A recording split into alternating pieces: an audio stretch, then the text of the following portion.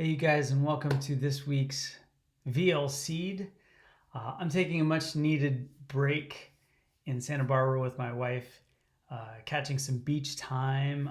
I'll throw some pictures in here so you can see, but it hasn't stopped me from thinking about some of the things that I've learned over the past week. You know, it's funny because somebody in the room last week said, have you put up your Christmas decorations? And people were chiming in, yes and no. And, why would I put up Christmas decorations? Nobody's going to be there. And plain truth for us is that we just got ours up last weekend. And it's a little bit different this year. We have things around the house, but our tree has no ornaments. Why? Well, it goes back a year. Franklin the kitten decided to wreak havoc on our Christmas tree by knocking down and breaking several of the ornaments.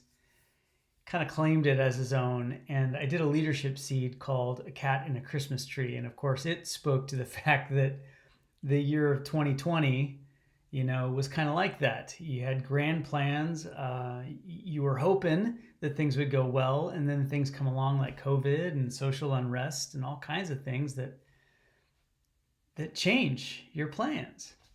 So I wrote that leadership seed, but this year with Franklin it's a little bit different.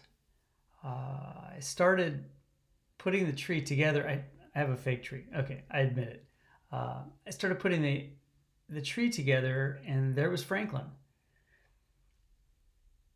with a completely different idea about what he thought was going to happen than my idea of what I thought was going to happen. I didn't even have the whole thing up yet, and he's already climbing up through the branches thinking, this is the greatest thing ever. And I started thinking about that. Think about perspectives. He had a completely different perspective than I did. And that is so prevalent today in our society, isn't it? That people have completely different perspectives and opinions. And the hardest part about it is that if people have a different opinion or a different perspective, oftentimes they get judged. And the irony is there. The irony is definitely there because people say, don't judge me for my opinions. And yet when you have a different one, you feel judged. You are judged. Sometimes you aren't judged. You just think you're judged. But it's perspective. And there I was thinking, okay, I'm going to put these ornaments on. It's going to be great. My kids each have a box of ornaments. They're going to put those on. And as I came away from it, I thought, you know what? I'm just going to put lights on.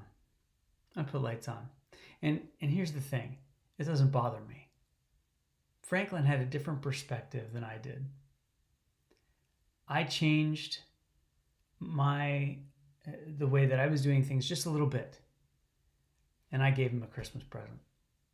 That's his greatest Christmas present. Now he gets to climb up and down that tree. And I'm enjoying the rest of the house. I've changed my perspective a little bit. It's not always the case, but in this case, that's what happened. So I do have a few questions for you. When you're dealing with perspectives, when someone judges you for your perspective of opinion, what is your response?